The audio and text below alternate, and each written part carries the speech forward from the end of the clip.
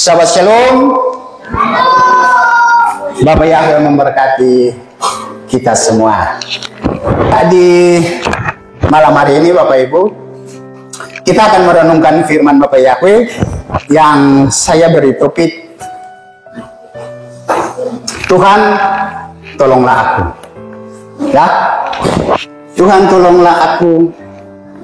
Ini hal yang setiap hari kita lakukan. Dalam setiap perjalanan kehidupan kita tetap membutuhkan pertolongan dari Tuhan. Kita akan baca dari kitab Perjanjian Baru, Matius 15 ayat 21 sampai yang ke-28. Ya, firman ini juga tercatat di dalam Markus 7 ayat 24 sampai 30. Tapi malam ini kita baca di Matius 15 ayat 21 sampai 28. Demikian firman Bapak Yahweh. Dan setelah keluar dari sana, Yosua menyingkir ke daerah Tirus dan Sidon. Dan tampaklah seorang wanita Kanani yang keluar dari wilayah itu berseru kepadanya dengan mengatakan, Tuhan, anak Daud, berilah aku kemurahan. Anak perempuanku kerasukan roh jahat, sangat parah. Namun dia tidak menjawab sepatah kata pun kepadanya. Dan sambil mendekat, murid-muridnya meminta dia dengan mengatakan, suruhlah dia pergi, sebab ia berteriak-teriak terus di belakang kita. Dan seraya menanggapi, dia berkata, aku tidak diutus kecuali kepada domba-domba yang hilang dari keluarga Israel.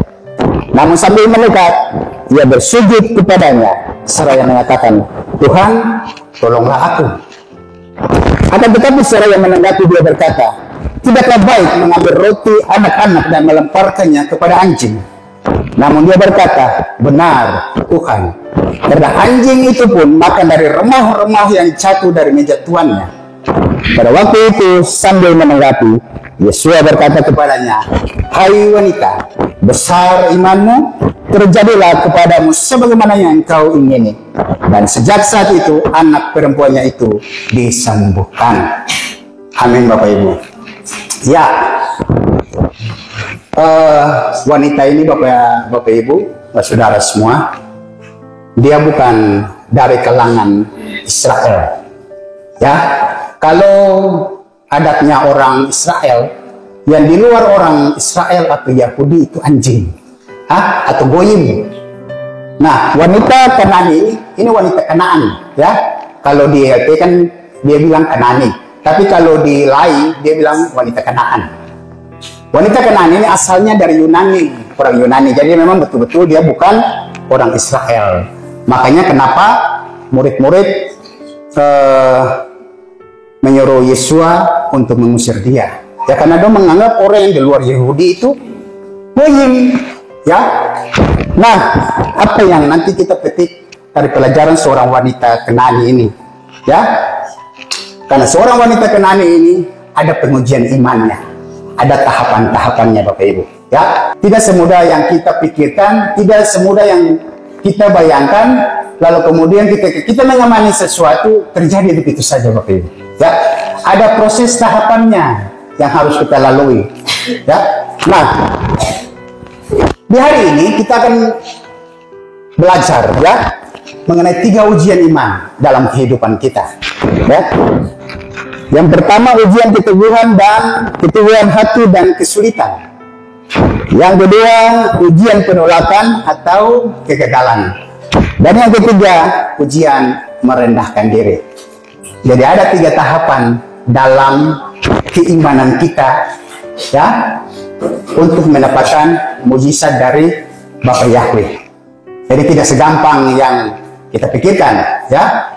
Nah, Bapak Ibu, kita akan belajar satu-satu. Ujian keteguhan hati dan kesulitan, ya. Di dalam Matius 15 ayat 23 tadi disebutkan, namun dia tidak menjawab sepatah kata pun kepadanya, dan sambil mendekat murid-muridnya meminta dia dengan mengatakan, suruhlah dia pergi sebab ia berteriak-teriak terus di belakang kita. Ya, Bapak Ibu, ujian iman yang dialami oleh wanita Kanani ini sungguh berat, ya. Kita bisa lihat perbedaan saja Bapak Ibu. bagaimana Tuhan Yesus membuat mujizat kepada orang-orang yang di kalangan Israel atau Yahudi dan orang-orang di luar kalangan Yahudi atau di luar Israel. Wanita Kenani ini mendapat satu dibilang pengujian, ya. Tuhan menguji keteguhan hatinya, perjuangan imannya. Dia harus menghadapi kesulitan, begitu pula dengan kita, Bapak Ibu. Ya, makanya tadi saya bilang tidak semudah yang diperkirakan. Kita beriman kepada Bapa Yahweh dalam nama Yeshua HaMashiach. Tidak semudah apa yang kita minta langsung kita dapat. Ya, wanita Kenani ini, ya Bapak Ibu, dia punya mental seorang pemenang. Ya, kalau mental seorang pemenang itu berarti jatuh, bangun lagi, jatuh, bangun lagi, jatuh, bangun, dan pasti berhasil. Ya, itu mental yang harus ada pada kita. Secara tidak langsung dia ada sedikit ditolak, Bapak Ibu, ya. Karena awalnya itu Yesua seakan-akan tidak peduli dengan dia. Ya, Yesua tahu kapasitas Yesua adalah orang Yahudi. Karena Bapak Ibu, sampai sebelum Yesua bangkit, disalibkan dan mati bangkit, ingat bahwa awal itu keselamatan hanya untuk orang Yahudi atau orang Israel. Belum untuk terbuka untuk kita. Anugerah belum terbuka, Bapak Ibu. Jadi dia datang ke dalam dunia untuk menyelamatkan bangsa Israel, umat pilihannya. Ya, nah kenapa? Sehingga semua yang Yesua lakukan itu semuanya untuk orang Israel.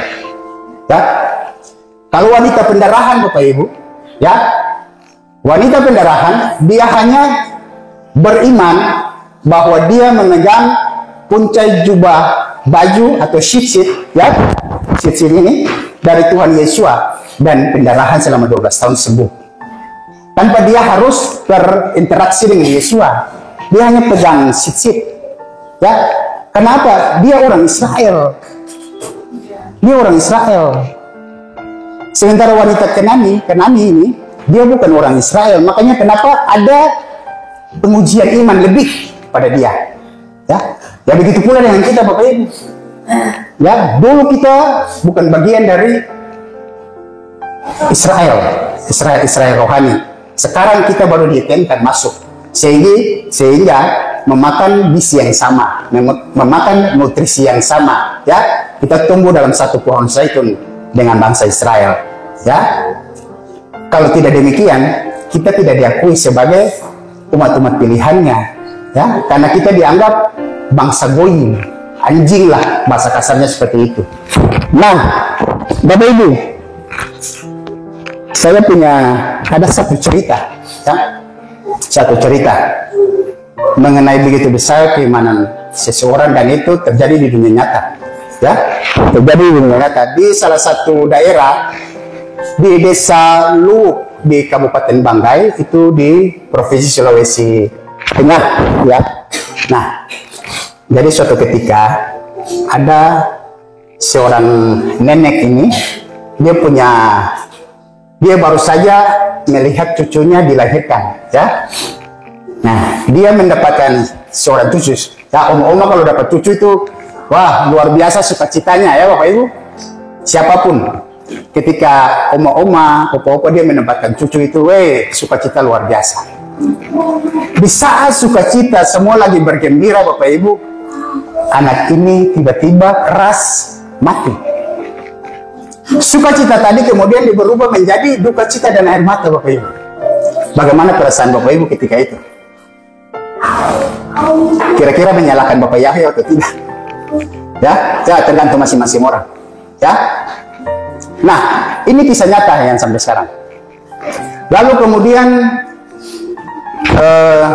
keluarganya mengatakan kepada oma, ya sudahlah, ikhlaskan saja, ya, supaya kita mempersiapkan pemakaman si bayi ini.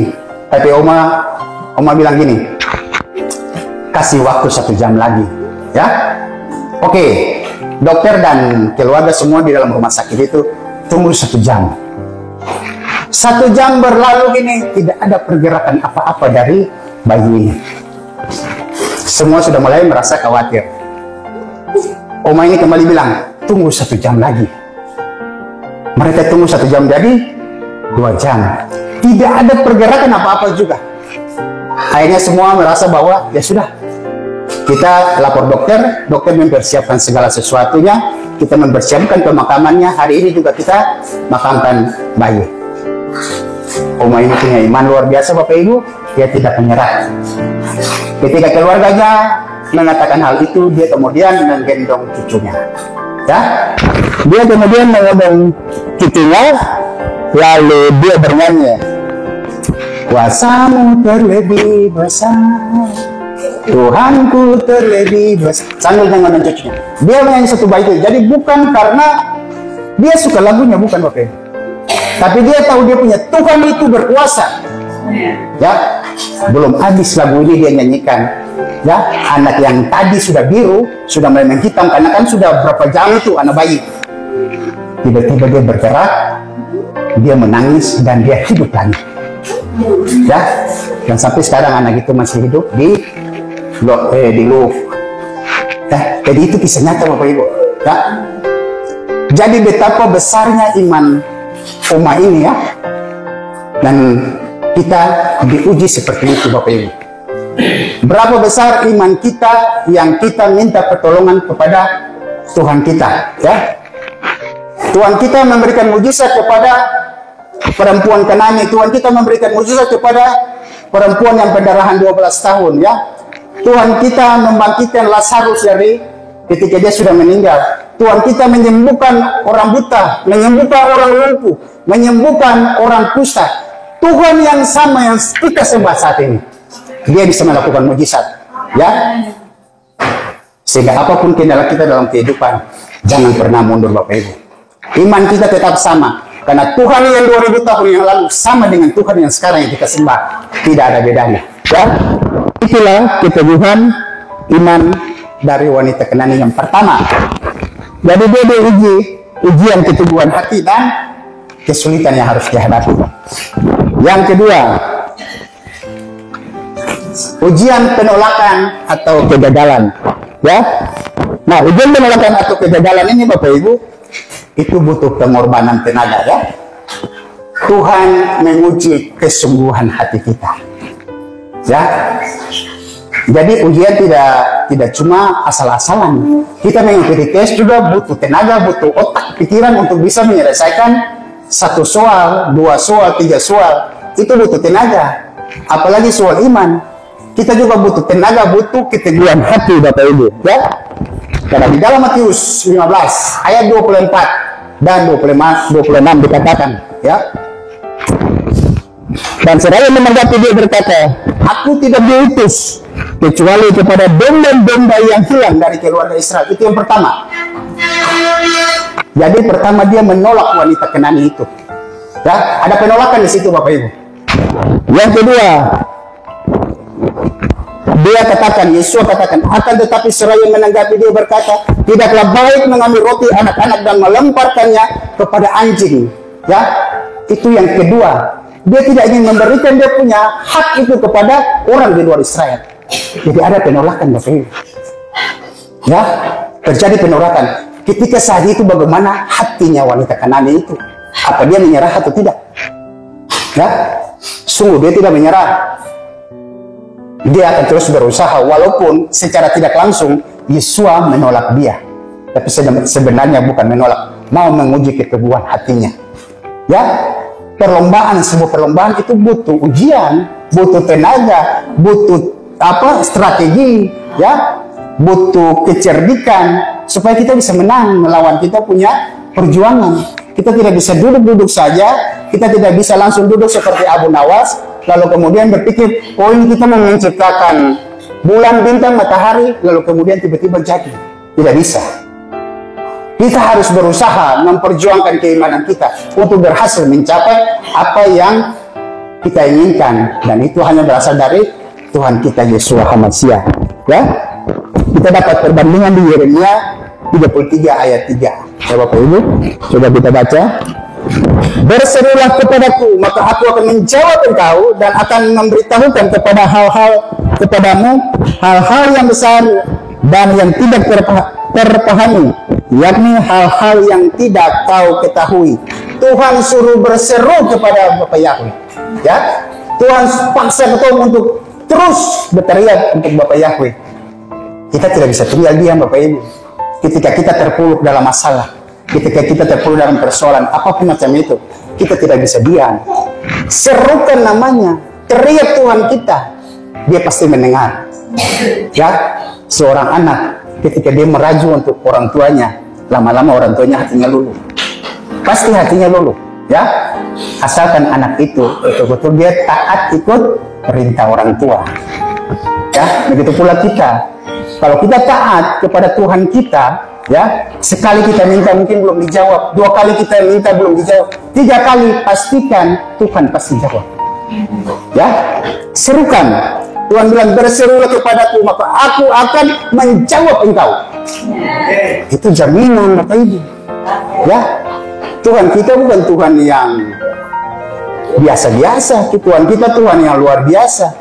Minta, maka engkau akan mendapat. Ketok, maka pintu akan dibuka. Cari, maka engkau akan mendapat. Ya, itu Tuhan kita. Asalkan betul-betul kita berseru. Kita berseru bukan karena kepentingan kita mau mendapat berkat. Kita berseru bukan karena hanya kita mau dapat kesembuhan. Kita berseru bukan hanya karena kita mau persoalan kita selesai. Tapi betul-betul kita mengikuti Tuhan dan kita berseru, dia akan menjawab pergumulan Bapak Ibu. Ya, jadi kemudian perasaan wanita Kenani ini tidak padam. Ya, walaupun ada penolakan, ya, dari Tuhan Yesus bahwa Tuhan Yesus datang bukan untuk di luar Israel, tapi domba-domba yang hilang di Israel. Ya, dia memberi makan roti bukan kepada anjing atau kepada goyim. Dia berikan makan kepada anak-anaknya dan dia tidak akan memberikan kepada orang lain. Ya, tapi wanita Kenani ini ternyata sangat-sangat teguh hatinya. Ya, butuh perjuangan, dia betul-betul memang taat. Ya, dia tidak kemudian ketika Yesus mengatakan hal itu, lalu kemudian dia angkat kaki. Ya sudahlah, kalau gitu, karena engkau tidak mau menolongku, aku pergi. Tidak, Bapak Ibu, dia tetap berada di kaki Tuhan Yesus. Ya. Kemudian yang ketiga, ujian merendahkan diri. Nah, ini kadang-kadang menjadi satu ujian yang luar biasa bagi kita, Bapak Ibu. Ya. Tuhan bilang teruslah minta tolong, karena pengakuan itu sebagai dasar untuk jadinya satu mujizat. Ya. Di dalam Matius 15 ayat 22, 25 dan 27 yang tadi kita baca, ya. Dan tampaklah seorang wanita Kenani yang keluar dari wilayah itu berseru kepadanya dengan mengatakan, ya, saya kasih Bob di sini warna kuning, Tuhan anak Daud, ya, Tuhan anak Daud, berilah aku kemurahan. Anak perempuanku kerasukan roh jahat sangat parah. Ya, ayat pembandingnya di dalam Roma 10 ayat 9 sampai 10. Namun sambil mendekat, ia bersujud kepadanya seraya mengatakan, Tuhan, tolonglah aku. Ya, kemudian ayat 27. Namun dia berkata, benar Tuhan, karena anjing itu pun makan dari remah-remah yang jatuh dari meja tuannya. Bapak Ibu, kenapa saya kasih baut ini? Wanita Kenani ini dia tidak mengenal siapa Yeshua, ya, tapi kemudian dia mengaku dengan hatinya, ya, bahwa Yeshua itu Tuhan, ya, bahwa Yeshua itu Tuhan. Kalau kita mengaku Yeshua itu Tuhan, maka keselamatan yang kita dapatkan. Ya? Kita coba baca di Roma 10 ayat 9 sampai 10. Demikian firman Bapak Yahweh. Sebab jika kamu mengakui Tuhan Yeshua dengan mulutmu, ya. Perhatikan Bapak Ibu. Sebab jika kamu mengakui Tuhan Yeshua dengan mulutmu dan percaya dalam hatimu bahwa Elohim telah membangkitkan dia dari antara orang mati, maka kamu akan diselamatkan. Itu kuncinya Bapak Ibu. Wanita Kenani ini, ya, bukan punya Tuhan untuk Tuhan Yeshua. Ya, karena mereka itu menyembah dewa-dewa. Tapi kemudian datang dia bersujud di bawah kaki Yeshua. Tuhan, tolonglah aku. Tuhan anak Daud. Jadi dia mengakui Yeshua adalah Tuhan. Nah, firman bilang, jika kamu mengakui Tuhan Yeshua dengan mulutmu dan percaya dalam hatimu bahwa Elohim telah membangkitkan dia dari antara orang mati, maka kamu akan diselamatkan. Sebab pembenaran Sebab untuk pembenaran dipercayai dengan hati, dan untuk keselamatan diakui dengan mulut. Itu Bapak Ibu. Ya, jadi bersyukur Bapak Ibu, ya, bahwa kita selama ini punya Tuhan seperti Yesus. Setiap hari kita mengakui Tuhan Yesus, ya, itu Tuhan kita, ya, Dia adalah Bapa Yahweh sendiri. Itu berarti keselamatan sudah ada di tangan kita. Dengan mulut kita harus mengucapkan Tuhan Yesus itu Tuhan kita. Nah, banyak orang di luar sana tidak percaya kepada Tuhan yang kita sembah. Mereka masih percaya kepada Tuhannya orang Arab, Tuhannya orang Yunani. Jadi kalau mereka tidak menyebut nama Tuhan Yesus dan mengakui Yesus dengan mulutnya bahwa Tuhan Yesus adalah Tuhan dan Juru Selamat, maaf, dia tidak mungkin selamat. Itu pasti.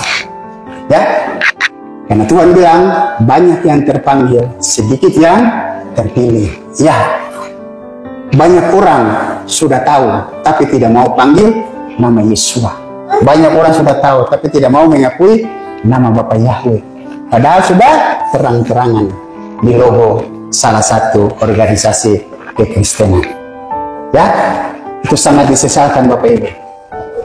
Anda tidak mengakui, berarti jangan berharap Anda selamat. Walaupun Anda itu seorang pendeta, Anda itu seorang gembala, Anda itu seorang majelis, Anda itu seorang koordinator segala macam. Tapi ketika Anda tidak memanggil dan mengakui Yesus sebagai Tuhan yang dibangkitkan, maaf, Tuhan bilang, kamu tidak selamat, aku tidak mengenal engkau. Nyala engkau, hai si pembuat kejahatan. Ya itu. Bersyukurlah kalau kita selama ini, setiap kita bangun tidur, kita mengakui Yesus itu Tuhan kita, Bapa Yahweh Tuhan kita. Maka di situ pintu keselamatan terus terbuka, pintu berkat terus terbuka. Ya, tergantung keimanan kita. Seperti perempuan Kanaan, tidak. Ya, keteguhan hati perempuan iman ini, Kanaan ini, Bapak Ibu, dia betul-betul merendahkan diri. Sampai Tuhan Yesus bilang, roti pun tidak diberikan. Ya, tapi dia bilang, ya remah-remah pun anjing makan. Dia merendahkan diri sebagai seekor binatang, luar biasa. Kita ini bilang Tuhan butuh penundukan diri kita semua. Kerendahan hati kita semua. Tanpa penundukan diri, tanpa kerendahan hati, tanpa mengampuni, jangan berharap Tuhan akan memberikan mujizat. Camkan itu Bapak Ibu. Ya, kalau kita tidak merendahkan diri, kita tidak betul-betul ya punya kerendahan hati, tidak mau mengampuni, jangan harap Tuhan berikan mujizat. Tapi saya percaya di tempat ini semua kita bisa lalui dari 3 ujian iman ini. Ya, walaupun begitu besar penolakan dunia kepada kita. Ya, dunia menganggap kita ini ancaman Bapak Ibu. Kita ini minoritas dari yang minoritas. Tapi orang tua bilang kecil-kecil cili padi. Ya, semakin kecil semakin pedis. Ya, mungkin kita sekelompok kecil, tapi kadang-kadang orang lihat kita ini, mereka ini berbahaya. Sebenarnya bukan berbahaya, mereka takut jangan sampai orang-orang yang mereka ikut kita. Itu sebenarnya yang mereka takut. Ya, jadi mereka yang pentingkan itu kuantitas, jumlah yang besar di gerejanya masing-masing. Ya, kita tidak. Kalau memang hanya ini yang diselamatkan, puji Tuhan, kita semua selamat. Kita semua terangkat, Bapak Ibu. Ya, untuk jiwa-jiwa itu urusannya Bapak Yahweh. Dia akan kirim orang-orang ke sini. Dia akan kirim orang lebih banyak di sini. Dia akan kirim orang untuk memberkati kehilat ini. Itu kita bikin, kita punya bagian. Urusan Bapak Yahweh itu urusannya Bapak Yahweh. Jangan kita ambil bagiannya Bapak Yahweh. Percaya, kita pasti tetap diberkati. Ya, kita memang tidak bisa jauh dari Tuhan kita. Ya, kalau saat itu wanita Kanaan ini dia langsung pergi, apakah mujizat akan terjadi atas anaknya? Tidak akan terjadi, Bapak Ibu. Kalau dia kecewa ya, kalau dia kecewa dengan perkataan Tuhan Yesus, karena sudah merendahkan dia, pasti mujizat tidak terjadi. Anaknya yang kerasukan setan tidak mungkin sembuh. Ya, tapi oleh karena imannya Tuhan Yesus berkata, besarlah imanmu dan terjadi sesuai apa yang kau kehendaki. maka anak itu terbebas dari belenggu si roh jahat. Ya. Jadi dia punya iman, sini ibunya punya iman, tapi anaknya merasakan mujizat. Itu Bapak Ibu, ya. Jadi apa yang kita bikin itu yang harus dikehendaki oleh Tuhan, bukan kehendak kita. Ya. Kita hidup dari Tuhan, ya.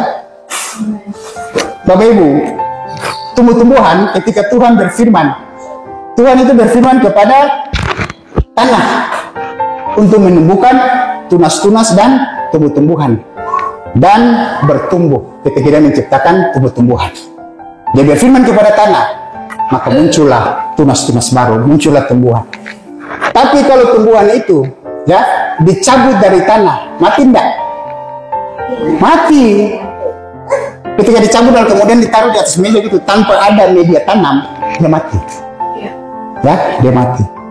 Nah, ketika Tuhan menciptakan binatang-binatang di bawah air, di bawah laut, dia berfirman kepada air, maka muncullah binatang-binatang di dalam air. Ketika binatang-binatang di dalam air diangkat dari habitatnya, mati tidak? Mati. Ikan kalau diangkat lama-lama kelamaan mati, ya. Lama-lama masuk di panggangan, jadi ikan bakar. Ya. Nah, binatang-binatang yang merayap, binatang-binatang liar, Tuhan berfirman kepada bumi, maka terjadilah, ada muncul berbagai binatang yang merayap, binatang liar, semuanya muncul. Tuhan berfirman kepada bumi. Ketika binatang-binatang ini dikeluarkan dari habitatnya, ya, umpamanya makan daging, kemudian kasih taruh dia di tempat rumput, mati tidak? Mati. Nah, pertanyaannya, Tuhan menciptakan kita, dia berfirman kepada siapa? Tuhan menciptakan manusia, Tuhan berfirman kepada dirinya sendiri. Ya, Tuhan berfirman kepada dirinya sendiri. Oleh karena itu Bapak Ibu, kita jangan jauh dari hadiratnya Bapak Yahweh. Kalau kita jauh dari hadiratnya Bapak Yahweh, apa yang terjadi? Kita mati. Bisa saja tubuh kita mati, tapi bisa saja roh kita mati kalau kita jauh dari Bapak Yahweh. Itu filosofinya Bapak Ibu. Ya? Dan kita jangan jauh dari Bapak Yahweh. Kalau engkau mau mujizat terjadi, engkau mau persoalan hidupmu terselesaikan, engkau mau diberkati, jangan jauh dari Tuhan. Ya? Nah, dipercaya oleh Yesua Bapak Ibu. Yesua mengatakan, aku sebagai juru selamat, ya, engkaulah ranting-rantingnya. Tuhan Yesus itu pokok anggur, kita ini ranting-rantingnya. Ya. Nah, kalau setiap pagi kita bangun, kita berdoa, Tuhan aku percaya perlindunganmu, Tuhan aku percaya penyertaanmu, Tuhan aku percaya kesembuhan akan terjadi, Tuhan aku percaya bahwa damai sejahtera akan terus menyertai aku. Maka kita menyatakan bahwa Tuhan Yesus, engkaulah pokok anggur yang benar, akulah rantingnya, Bapakku di sorga yang menumbuhkan. Ya, itu kita Bapak Ibu, itu kita. Bersyukurlah bahwa Tuhan tidak pernah meninggalkan kita, karena kita bagian dari pohon pokok anggurnya Tuhan Yesus. Apa yang ada, nutrisi yang ada di dalam pohon itu yang juga kita serap.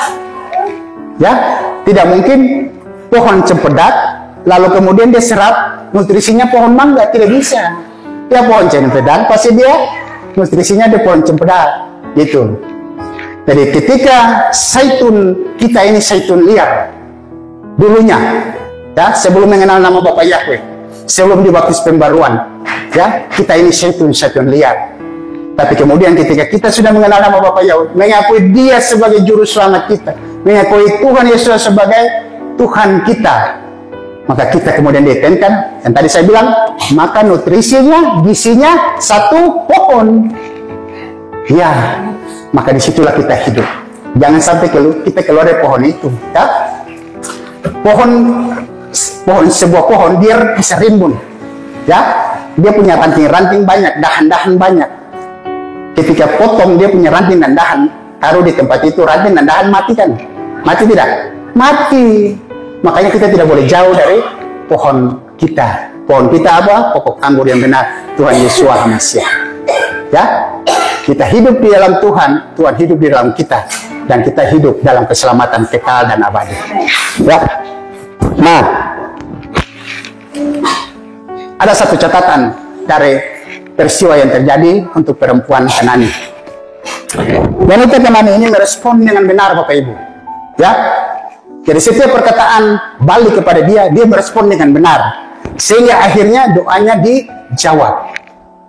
Ya, permintaan dia tadi, Tuhan tolonglah aku, itu Tuhan jawab, itu doa. Ya, pastikan bahwa respon kita benar dalam hal apapun. Maksudnya gini, hidup kita benar supaya Tuhan bisa menjawab doa kita. Kalau hidup kita tidak benar, pasti mujizat jauh dari kita. Makanya kita harus hidup benar. Kita lah yang memberi makna atas peristiwa itu. Peristiwa itu kadang-kadang mengalami untuk diri kita sendiri, mengalami untuk keluarga kita, mengalami untuk persekutuan kita. Nah, bagaimana kita meramu apa yang terjadi? Ya, satukan hati kita, satukan roh kita, berbuat hal yang benar, taat kepada Tuhan. Yang terjadi seperti perempuan Kanani. Amen. Mujizat pasti terjadi. Ya, pastikan respon kita memberi makna yang baik demi kebaikan hidup kita. Ya, itu tidak bisa disangkal, Bapak Ibu. Nah, sekarang dalam hari-hari kita, Bapak Ibu, kita tidak tahu ini perjalanan dunia ini di akhir zaman, di zaman akhir ini sampai kapan. Nah, kita tidak bisa memprediksikan, walaupun kita tahu ada tanda-tandanya. Tuhan kasih tahu tanda-tanda. Nah, kita tidak tahu umur kita sampai umur berapa. Sebenarnya setiap kita ulang tahun, ya, kita merayakan ulang tahun, sebenarnya itu semakin memperpendek umur kita, bukan memperpanjang. Ya, ketika Tuhan membentuk kita, menciptakan kita, Tuhan sudah tahu umur engkau dari 0 hari ini sampai umur berapa. Ya kan? Jadi setiap kita merayakan ulang tahun itu umur kita semakin terpotong. Itu sudah pasti semakin terpotong. Nah, bagaimana respon kita? Ya, kita bilang untuk Tuhan, Tuhan, saya tidak tahu umur saya sampai kapan. Ya, tapi kalau Tuhan mau saya berubah, saya mau berubah. Kalau Tuhan mau saya bertobat, hari ini saya bertobat. Ya. Nah, apa yang Tuhan mau saya kerjakan? Biarlah itu menjadi kehendak Tuhan, bukan kehendak saya. Ya. Kalau hari ini Tuhan mengajarkan saya untuk ambisi manusiaku, ya, biar Tuhan yang mengikis ambisi manusiaku. Jangan kita. Kalau kita tidak mampu, pasti kita tetap terpengaruh dengan dunia. Tapi kalau kita libatkan Tuhan untuk mengikis ambisi manusia kita, itu pasti bisa. Ya, tidak ada yang tidak mungkin. Nah, katakan pada Tuhan, biar rencanamu saja yang terjadi dalam hidupku, karena rencanamu selalu baik bagiku, rencanaku hari ini dan sampai selama-lamanya, semuanya itu dalam kehidupanku. Itulah yang menetapkan hidup yang kekal. Ya, jadi libatkan Tuhan, punya iman yang teguh, ya, berani berjuang, punya mental pemenang. Satu kata kuncinya, taat. Kalau taat, rendah hati, ya, keteguhan hati, Tuhan akan menjawab doa Bapak Ibu. Ya, percaya bahwa Tuhan kita Tuhan yang perkasa. Percaya bahwa Tuhan kita dulu, sekarang, dan selama-lamanya tidak pernah berubah. Mujizat yang dia lakukan 2000 tahun yang lalu, kita juga alami saat ini. Demikian firman Bapak Yahweh. Bapak Yahweh memberkati kita semua.